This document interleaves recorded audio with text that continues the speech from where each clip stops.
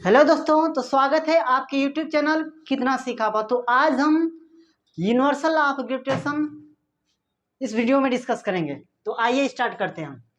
Universal law of gravitation ये क्या होता है, इसकी डिफिनेशन पहले हम देख लेते हैं। देखिए, according to the universal law of gravitation every object in the universe attract every other object with a force whose magnitude is proportional to the product of their masses and inversely proportional to the square of the distance between them।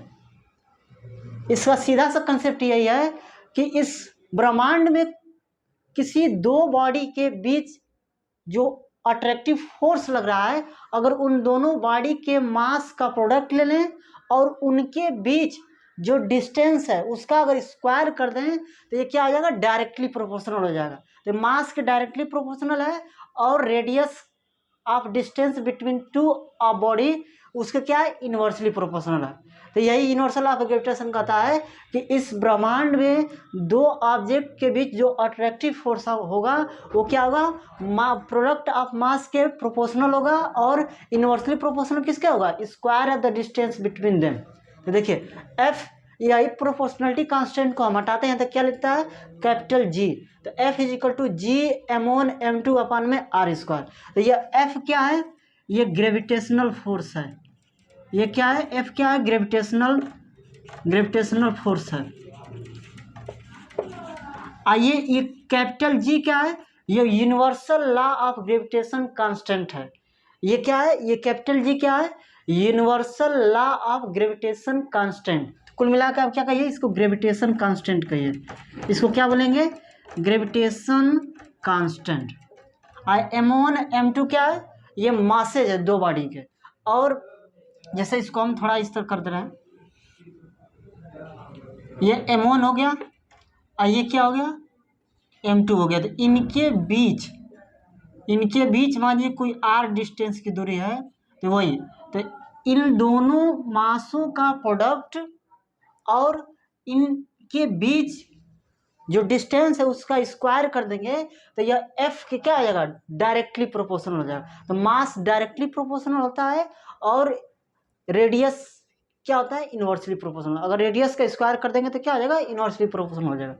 तो अब हम इसको क्या करेंगे, derive करेंगे। समझना, पूछता है कि यह F is equal to G m1 m2 upon में आर स्क्वायर कहाँ से आया। इसको आप क्या करिए, डेरिवेशन इसका करिए। तो हम इसको क्या करेंगे, डिराइव करेंगे।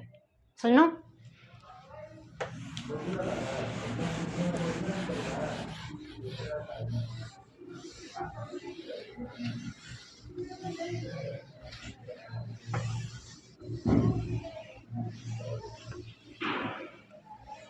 देखिए मान लेते हैं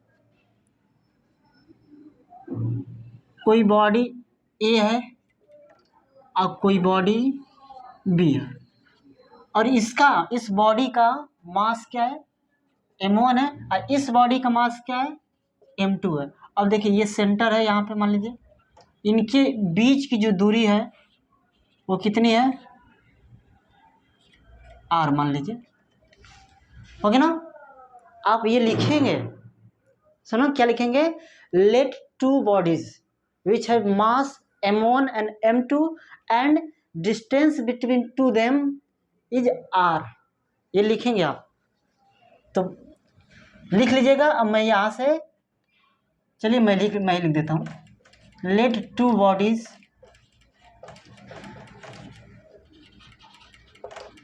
विच have mass says m1 and m1, इसको m1 कर लीजिए और दूसरे को क्या कर लीजिए, m2 कर लीजिए, m1 and m2 and distance between them is r।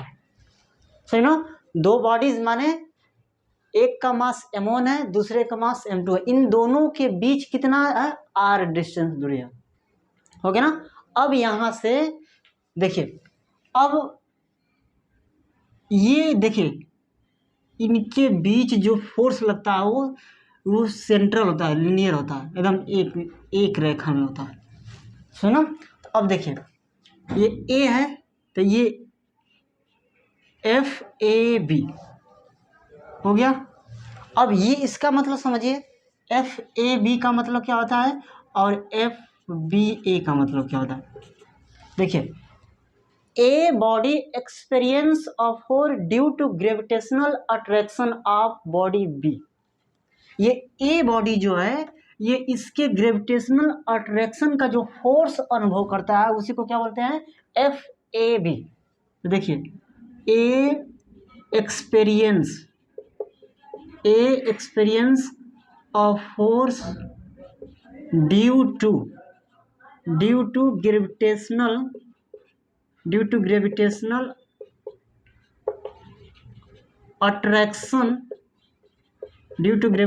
Attraction of body B. इस बॉडी बी के द्वारा जो इसके ऊपर ग्रेविटेशनल अट्रैक्शन लग रहा है तो वही ए एक्सपीरियंस फोर्स करता है, तो उसी को क्या बोलते हैं, FAB। और जस्ट इसी का कन्वर्स क्या आ जाएगा, B experience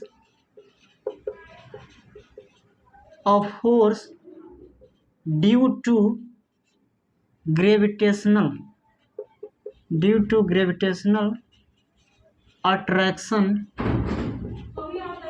of body A. Okay ना। देखिए ए बॉडी एक्सपीरियंस फोर्स करेगा किसका, due to gravitational attraction of body B. आइए बी बॉडी क्या करेगा, एक्सपीरियंस फोर्स करेगा due to gravitational attraction of A. सुनो यही था। अब यहाँ से आप यूनिवर्सल लॉ ऑफ ग्रेविटेशन का रूल लगाएंगे तो लिखेंगे according to universal law of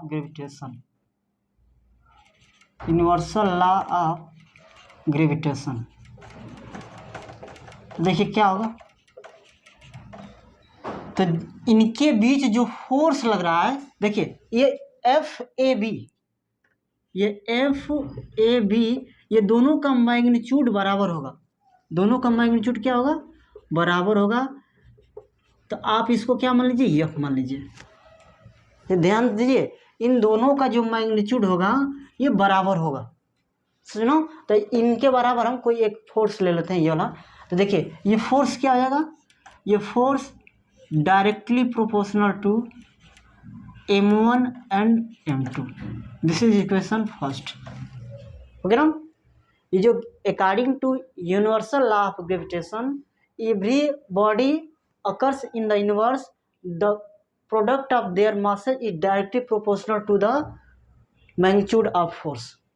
इनके बीच जो अट्रैक्टिव फोर्स लग रहा है वो किसके डायरेक्टली प्रोपोर्शनल होगा, इन दोनों बॉडी के मास के प्रोडक्ट के डायरेक्टली प्रोपोर्शनल होगा। हो गया। और दूसरा क्या है, F is inversely proportional to the square of the distance between them. कितना आ जाएगा, 1/r²। ये हो गया। This is equation number second. हो गया। देखिए फिर से यहाँ मैंने कुछ नहीं किया, मैंने यही किया है कि यूनिवर्सल लॉ ऑफ ग्रेविटेशन का रूल लगाया है।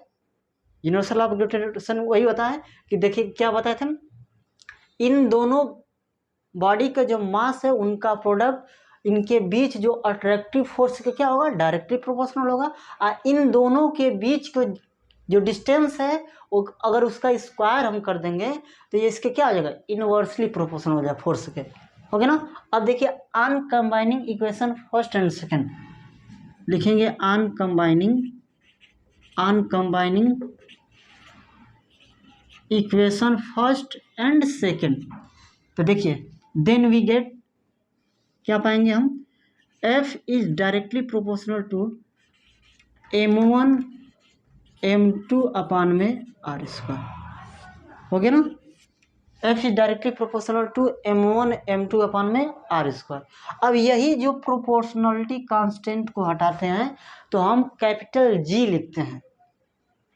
इसी इन्वर्सली प्रोपोर्शनल कांस्टेंट को हटाते हैं, ये जो प्रोपोर्शनलिटी का साइन है इसी को जब हम हटाते हैं तो हम क्या लिखते हैं, तो F is equal to capital G M1 M2 upon में r²।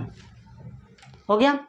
अब देखिए ये जो कैपिटल जी है ये यूनिवर्सल ग्रेविटेशन कांस्टेंट है, m1 m2 r जानते हैं और ये भी जानते हैं ग्रेविटेशनल फोर्स है, हो गया ना। अब देखिए ये तो प्रूफ हो गया। अब यहाँ से आप देखिए कि इस जी, अगर कैपिटल जी को डिफाइन करने के लिए कह देगा तो आप क्या करेंगे, कह देगा कि डिफाइन कैपिटल जी, सुनो तो देखिए क्या करेंगे, इसको मिटा देते हैं।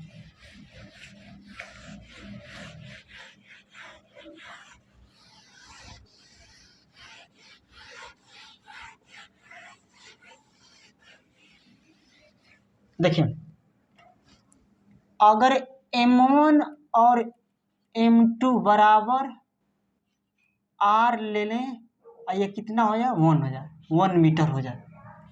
हम मान लेते हैं दो बॉडीज हैं और उनका मास यूनिट है और उनके बीच का जो डिस्टेंस है वो भी क्या है, यूनिट है। तो देखिए m1 की वैल्यू 1 रखिए, m2 की वैल्यू 1 रखिए और इनके बीच की जो दूरी है वो 1 है, तो क्या निकलेगा,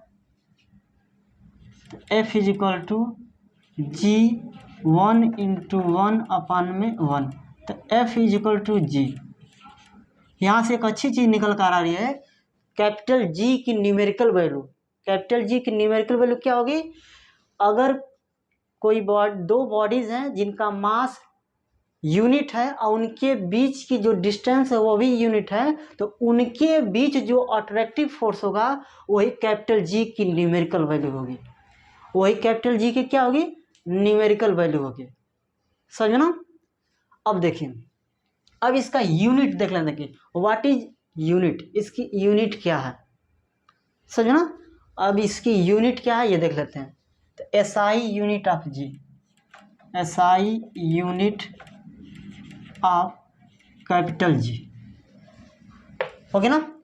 अब देखिए इसी कैपिटल जी की जिसकी यूनिट निकालनी रहती है उसको हम क्या करते हैं, उसको सेपरेट करते हैं। जैसे इस कैपिटल जी की यूनिट निकालनी है तो हम कैपिटल जी को क्या करेंगे, यहाँ से सेपरेट करेंगे, तो ये वाला टर्म इसको इधर भेज देंगे। तो देखिए कैपिटल जी इक्वल टू कितना आ जाएगा, अब ये यहाँ पे जाएगा तो यह F इंटू आर स्क्वायर और फिर यह m1 इंटू m2। हम SI यूनिट की बात कर रहे हैं, तो देखिए फोर्स का SI यूनिट क्या होता है, न्यूटन, फोर्स का SI यूनिट न्यूटन, और ये r डिस्टेंस है, तो डिस्टेंस m केस में क्या होता है, मीटर होता है, तो मीटर स्क्वायर हो जाएगा क्योंकि r स्क्वायर है, तो r मीटर है तो r स्क्वायर क्या हो जाएगा, मीटर स्क्वायर हो जाएगा, तो न्यूटन मीटर स्क्वायर। और फिर ये मास देखिए क्या है, ये मास किस m केस, जैसे m केस से आप जानते हैं, मैं बता चुका हूँ, ये जो ये m और ये k, ये देखिए ये जो मीटर होता है, जो लेंथ होता है वो मीटर में होता है, लंबाई मीटर में होती है, और जो वेट होता है जो उसका तो वो किस में होगा, केजी में होगा, और ये क्या, ये मास है, वेट नहीं, ये मास किस में होगा, केजी में होगा, और समय किस में होगा, सेकंड में। एमकेएस के पद्धति से हम चल रहे हैं, तो देखिए लेंथ मीटर में और मास केजी में और टाइम सेकंड में। तो देखिए मास केजी में, तो केजी इंटू केजी, तो कैपिटल जी की SI यूनिट हो जाएगी न्यूटन मीटर स्क्वायर फिर केजी स्क्वायर, ओके ना। अगर इसको दूसरे तरह से लिखना चाहते हैं तो न्यूटन मीटर स्क्वायर फिर केजी स्क्वायर, फिर यहाँ पे -2 कर दीजिए, तो newton metre square KG square, okay ना। तो ये सही रहता है, ये इस तरह लिखिए, समझे ना। अब देखिए आपसे कभी कभी ये भी क्वेश्चन पूछ देता है कि कैपिटल जी की न्यूमेरिकल वैल्यू, इस कैपिटल जी को किसने डिफाइन किया था, तो आप लोग क्या मारकर चले आएंगे, न्यूटन, कहेंगे न्यूटन ने बताया था तो न्यूटन ही होगा, जी नहीं, इस कैपिटल जी की वैल्यू हेनरी कैवेंडिश ने डिफाइन किया था। इस कैपिटल जी की वैल्यू क्या होगी वो भी देख लीजिए। तो कैपिटल जी की जो वैल्यू है numerical value, the numerical value, note में लिख लीजिए, the numerical value of capital ji is defined by Henry Cavendish. Henry Cavendish के द्वारा इस कैपिटल जी की वैल्यू क्या हुई थी, डिफाइन हुई थी। न्यूटन मत मार कर चले आइएगा, समझना। तो देखिए the numerical value of capital ji is defined by Henry Cavendish. हो गया ना। अब देखिए इस कैपिटल जी की न्यूमेरिकल वैल्यू क्या होती है, 6.67 इंटू 10⁻11। याद रख कर लीजिएगा, 6.67 इंटू 10⁻11। कैपिटल जी का एसआई यूनिट क्या होता है, यही होता है। तो न्यूटन मीटर स्क्वायर पर केजी स्क्वायर। हो गया ना, न्यूटन मीटर स्क्वायर पर केजी स्क्वायर यही होता है। अब देखिए ये तो हो गया। अब कभी कभार आपसे ये पूछ सकता है कि यूनिवर्सल लॉ ऑफ ग्रेविटेशन का इम्पोर्टेंस क्या है। Give the importance of universal law of gravitation. देखिए पहले तो ये आपको क्लियर होना चाहिए कि ग्रेविटेशन फोर्स क्या है। Gravitation force is the fundamental forces occur in nature. देखिए फंडामेंटल फोर्सेज 4 हैं, तो 4 में से एक फंडामेंटल फोर्सेज कौन आता है, ग्रेविटेशनल फोर्स, समझना। अब ग्रेविटेशनल फोर्स क्या करता है, it defines successfully which unconnected phenomena occur in the universe.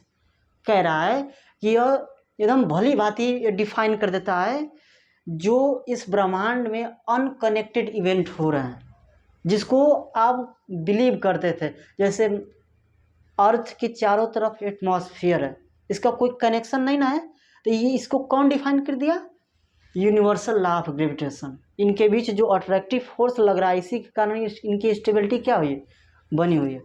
अब दूसरा भी लिख सकते हैं, जो अर्थ है वो क्या करता है, सन के चारों तरफ रिवॉल्व करता है, और जो मून है वो अर्थ के चारों तरफ रिवॉल्व करता है। तो ये जो होल्डिंग कैपेसिटी है ये किसके थ्रू है, किसके इंपॉर्टेंस है, ये किसको कौन डिफाइन करता है, यूनिवर्सल लॉ ऑफ ग्रेविटेशन, समझना। एक और लिख सकते हैं, जो समुद्र में हाई टाइड लो टाइड आता है तो ये due to gravitational attraction of moon and earth, समझना। जो मून और सन, जैसे एक पृथ्वी है, आप सुने होंगे हाई टाइड क्यों आ गई पृथ्वी पे, लो टाइड क्यों आ गई, तो वही gravitational attraction of moon and sun on the अर्थ।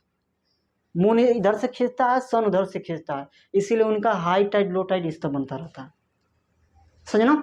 अब इसका थोड़ा न्यूमेरिकल का दो कर लेते हैं। न्यूमेरिकल बहुत ईजी आते हैं, लेकिन आइए इसका न्यूमेरिकल करते हैं, कैसे न्यूमेरिकल पूछा जाता है, सुना।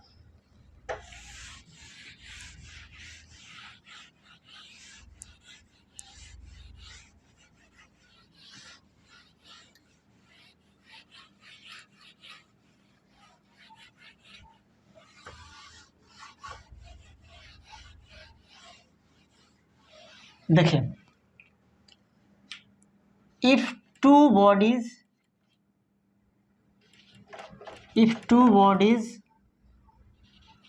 which have masses m1 is equal to 20 kg and m2 is equal to 10 kg and distance between them